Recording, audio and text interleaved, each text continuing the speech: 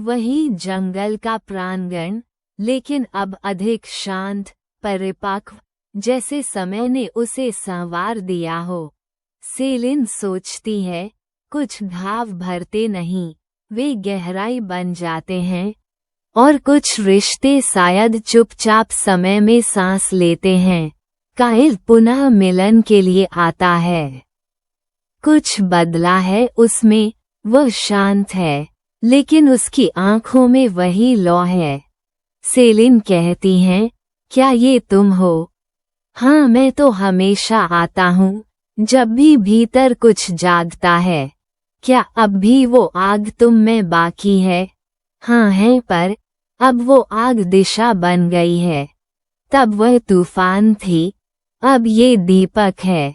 तब हम जल गए थे, पर मैं अब जानती हूँ, वो जलना भी जरूरी था।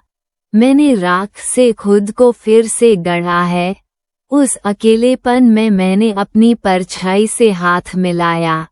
तुमने आईना जो दिखाया था, पर अब वो आईना मुझे डराता नहीं है। क्या इस बार हम साथ चल सकते हैं? बिना जले? अगर चलेंगे भी, तो न पकड़कर, न खींचकर, बल्कि साथ साथ, मिलन से मुक्ति की ओर। ये प्रेम अब परिभाषा नहीं चाहता, ये केवल उपस्थिति है, एक दूसरे की रोशनी बनकर रहना। हम अब एक दूसरे के रास्ते नहीं हैं, हम एक दूसरे की रोशनी हैं। यह अंत नहीं, एक नई शुरुआत है।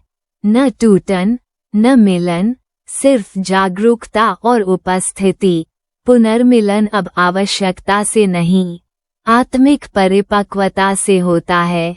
यह अध्याय प्रेम के दूसरे चरण का प्रतीक है, जब वह जलना नहीं, बल्कि रोशन करना सिखाता है।